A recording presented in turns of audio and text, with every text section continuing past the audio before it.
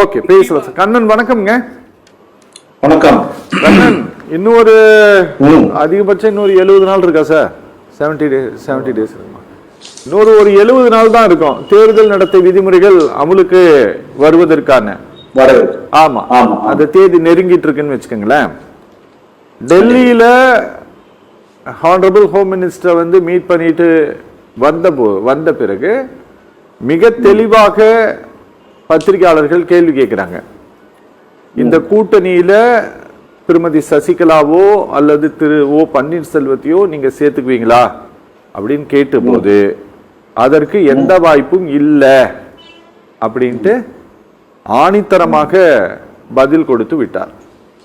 நீங்க ஒவ்வொரு முறை நிகழ்ச்சியில் உட்கார்ந்து பேசும்போதும் திரு ஓபிஎஸ் இல்லாம அதிமுக வெற்றி பெறுவது வாய்ப்பில்லைன்னு சொல்லிட்டு இருக்கிறீங்க. இப்ப கட்சிக்குள்ள கடைசி வரை வாய்ப்பே இல்லைன்னு இவங்க சொல்லிட்டு இருக்காங்களே, ஏடிஎம்கே எடுத்திருக்கிற முடிவு சரியான முடிவா சார்? தேர்தல் காலங்களில் கூட்டணி வந்து எதற்கு அமைக்கப்படுது? எதற்கு? வெற்றியை இலக்கா வைத்துத்தான் கூட்டணிங்கிற ஒரு கட்டமைப்பு ஏற்படுது. கொள்கை கூட இரண்டாம் பட்சம் தான், ஆனா வெற்றி தான் பிரதானம். இன்னைக்கு நீங்க என்ன இன்னைக்கு அதிவீர் ராம்பாட்டியன் சார் வந்து கொஞ்சம் மூட் அவுட்ல இருக்கிறாரு, அதனால இன்னைக்கு அவர் கொஞ்சம் கம்மியா தான் பேசுவார். அதனால நீங்க என்ன வேணா இன்னைக்கு பேசுங்க, ஒன்றும் பிரச்சனை இல்லை. இல்ல எதுவுடன் பேசுறதுக்கு இல்ல. இப்ப நம்மளுக்கு நிலைமை வந்து அன்னை எடப்பாடி நினைச்ச தர்மசங்கலம் ஆயிருச்சு. சரி, அவர் எதிரியை வீழ்த்துறதுக்கு பதிலா பங்காளிகளை வீழ்த்த துடிக்கிறார்.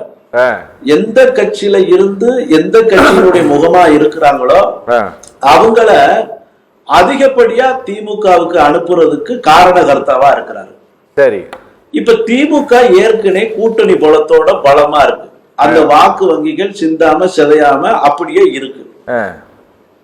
ஆளுங்கட்சியா இருக்கிற முதலமைச்சர் எதிர்கட்சியில இருந்து வர்றவங்களை பிற கட்சியில இருந்து வர்றவங்களை அரவணைக்க தயாரா இருக்கிறாரு.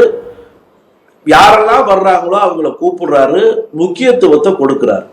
ஆனா எந்த கட்சி தன்னை பலப்படுத்தணுமோ, எந்த தலைமை தன்னை தலைமையாக உணர்த்தணுமோ அந்த தலைமை யார் எக்கேடு கட்டு போனாலும் பரவாயில்ல, கட்சி சிதைஞ்சாலும் பரவாயில்ல, இந்த கட்சியில யாராவது வெற்றி பெற்று வந்தாலும் பாராட்டி எனக்கு கவலை இல்லை, நான் இந்த இடத்தை மட்டுமே தக்க வைத்துக் கொள்ள வேண்டும், என் இருப்பை நான் உறுதி செய்து கொள்ள வேண்டும் என்கிறதுக்காக மட்டுமே ஒருத்தர் பேசுறாரு. யாரையும் சேர்க்க மாட்டேன், யாரையும் கூட்டணியில் நினைக்க மாட்டேன் அப்படின்னு சொல்றாரு. இப்ப அன்புமணி வந்திருக்கிறார். பாமக 2ஆ போன கட்சியில இருந்து அன்புமணி வந்திருக்கிறாரு. அதிமுக 4 துண்டா ஆனதுக்கு ஒரு குறுப்புக்கு எடப்பாடி தலைமை ஆகியிருக்கிறாரு.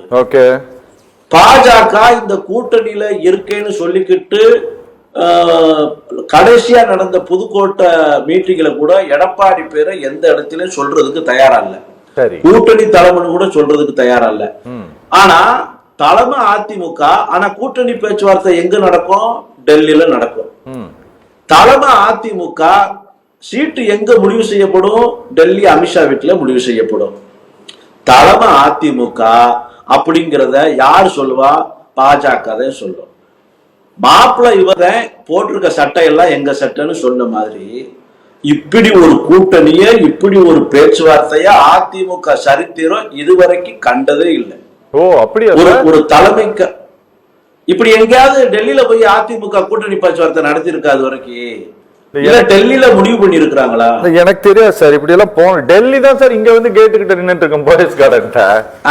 கேட்டு திறக்குமா? வாய்ப்பு கிடைக்குமா? நீங்க அழைத்து விட மாட்டீர்களா? எங்களுக்கு அனுமதி கிடைத்து விடாதான்னு தவம் கிடப்பாங்க. ஆனா இன்னைக்கு ஐயா நான் கூட்டணிக்கு வரணும்னா என் கட்சிக்காரனை நான் வந்து அப்புறப்படுத்தணும், என் கட்சியை நான் பிளக்கணும், அதுக்கு மட்டும் நீங்க துணை செய்யுங்க. உங்க வீட்டிலேயே வந்து சசிகலா அம்மாவுக்கு எப்படி முறைவாசல் செய்தனோ அதை விட அற்புதமான முறைவாசலை உங்களுக்கு வந்து செய்கிறேன்னு சொல்லி கூட்டணி அங்க போய் ஒப்படைச்சிட்டா அப்ப திமுகவோ பிற கட்சிகளோ பழனிசாமி தரப்பையும் அடிமை வேலை பாக்குறீங்கன்னு சொல்லுவாங்களா சொல்ல மாட்டாங்களா? இப்படி ஒரு கூட்டணிய, அதாவது பொருந்தா கூட்டணி, கட்டாய திருமணம்.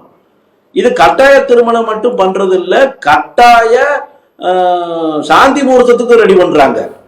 வன்புணர்ச்சி தான் ஈடுபடுறாங்க. யாரும் கூட்டணியா இல்ல, தொண்டர்கள் இணையல, தொண்டர்கள் மனங்கள் ஒருத்தருக்கு ஒருத்தர் ஜெல் ஆகல, தலைமைக்குள்ள இணைப்பு ஏற்படல. நயினார் ஒரு திக்கம் பேசினாருன்னா அண்ணாமலை ஒரு திக்கம் பேசுறாரு.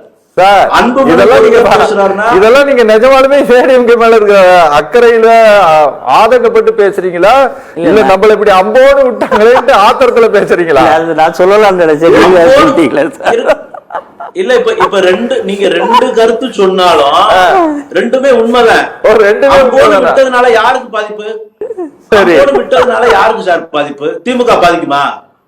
காங்கிரஸுக்கு பாதிச்சிருமா? திமுக கூட்டணியை பாதிச்சிருமா? இது ஏதாவது இப்ப ஐயா ஓபிஎஸ் இல்லாம இருக்கிறதும், அண்ணன் தினகரன் இல்லாம இருக்கிறதும், அம்மா சசிகலா அதிமுக இல்லாம இருக்கிறதும் திமுகவுக்கு ஏதாவது பாதிப்பு இருக்கா சார்? பாதிப்பு யாருக்கு? இந்த 3 வரையும் வீழ்த்துறது 3 வரையும் தானே. நான் ஏற்கனவே நீங்க கேட்டீங்க. நான் ஒன்னே ஒன்று சொல்றேன். இப்ப ஒருவேளை இதே தேனியில ஓபி ரவீந்திரநாத்துக்கு சீட்டு கொடுக்குறேன்னு சொல்லிட்டாங்க அப்படின்னா ஓபிஎஸ் ஆதரவு கொடுக்க மாட்டாரா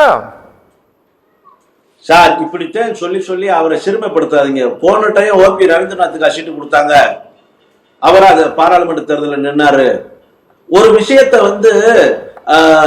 அவருக்கு என்ன தகுதி இருக்கு, அவருக்கு என்ன திறமை இருக்கு, அவருக்கு என்ன வாக்கு வங்கி இருக்குங்கிறத கொஞ்சம் கூட கருத்தில் கொள்ளாம எடப்பாடி பழனிசாமி மாதிரியே நீங்களும் பேசாதீங்க.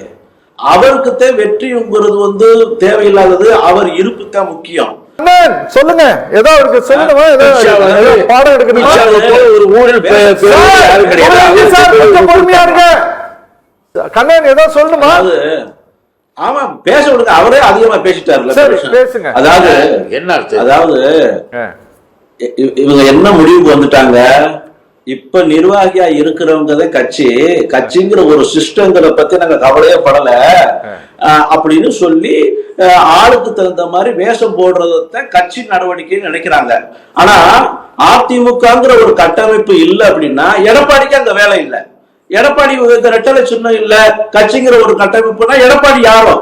ஆனா சிஸ்டம்னா என்னன்னு தெரியாம, பொலிட்டிக்கல்னா என்னன்னு புரியாம, பொலிட்டிக்கலுடைய தாற்பயம் தெரியாம ஆளுக்கு மட்டும்தான் நான் பேசுவேன்னா அப்ப ஒட்டுமொத்தமா ஒரு சிஸ்டத்தை ஃபாலோ பண்றாங்க.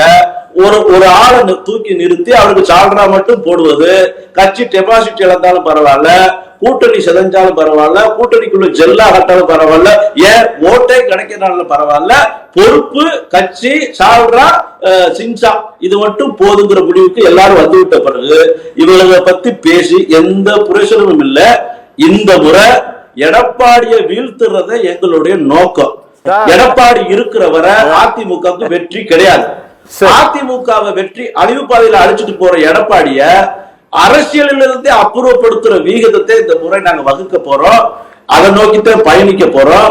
எடப்பாடி இருக்கிறது எடப்பாடி திமுகவை தான் இருக்கே ஒழிய அது அண்ணா பேர்ல இருக்கிற எம்ஜிஆர் ஆரம்பிச்ச அண்ணா திராவிட முன்னேற்ற கழகமா இல்லைங்கிறதுனால எடப்பாடி அப்படிங்கிற ஒரு துரோகத்தின் மொத்த அடையாளத்தை தோல்வி அடை செய்கிறது. எலெக்ஷன்ல இந்த 2026 எலெக்ஷன்ல அவர் மட்டுமல்ல, அவருக்கு யாரெல்லாம் சப்போர்ட் பண்றாங்களோ அத்தனை கூட்டணியை தோற்கடிக்கிற வேலையத்தை நாங்க செய்ய போறோம். இது நிச்சயமா நடக்கும். எப்படி பாராளுமன்ற தேர்தல்ல இல்ல ரொம்ப பயமா இருக்கு சார். எப்படி பாராளுமன்ற தேர்தல்ல 7 தொகுதியில எடப்பாடி டெபாசிட் இழந்து 13 தொகுதியில 4ஆம் இடம் போய் இந்த அதிமுகங்கிற மாபெரும் மக்கள் கழகத்தை அழிச்சாரோ அதே மாதிரி இந்த முறை 200 தொகுதிக்கு மேல டெபாசிட் இருப்பாரு, படுதோல்வியை சந்திப்பாரு. அந்த படுதோல்வியை சந்திக்கிறதுக்கான மூல காரணமா நாங்க இருப்போம்.